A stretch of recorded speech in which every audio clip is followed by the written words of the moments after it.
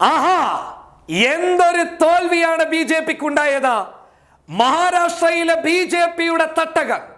India രാജ്യത്ത് RSS വലിയ വീരവാദത്തോടെ വിളിച്ചു പറയുന്ന RSSന്റെ തട്ടകം സ്ഥിതി ചെയ്യുന്ന നാഗ്പൂർ. പറഞ്ഞു വരുന്നത്, മഹാരാഷ്ട്രയിലെ 6 നിയമസഭാ കൗൺസിലിലേക്കുള്ള തിരഞ്ഞെടുപ്പിൽ 5 ഇടങ്ങളിൽ കൃത്യമായ മുന്നേറ്റം കാഴ്ചവെച്ച് മഹാസഖ്യം, അതായത് കോൺഗ്രസ്, NCP, ശിവസേന സഖ്യം വമ്പൻ മുന്നേറ്റം കാഴ്ചവെച്ചു എന്നുള്ള റിപ്പോർട്ടുകളാണ് ഈ നിമിഷം പുറത്തു വരുന്നത്.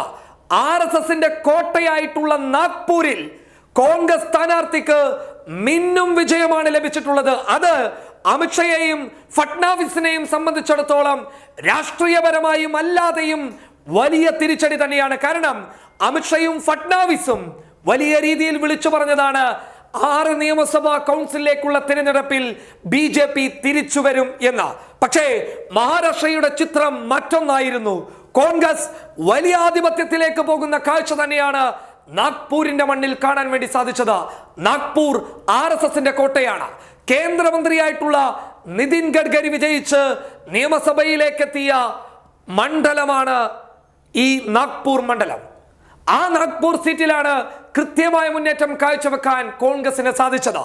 6 ഇടങ്ങളിലെ തിരഞ്ഞെടുപ്പ് ഫലം വരുമ്പോൾ വെറും ഒരിടത്തും മാത്രമാണ് BJP വിജയിച്ചിട്ടുള്ളത്. നാഗ്പൂരിന് പുറമെ പൂനെ BJPക്ക് വലിയ സ്വാധീനമുള്ള പ്രദേശം തന്നെയാണ്. പക്ഷേ ആ പൂനെയിലും മഹാസഖ്യം വിജയിച്ചു എന്നുള്ളത് തന്നെയാണ് ഞെട്ടിപ്പിക്കുന്ന വിവരങ്ങൾ.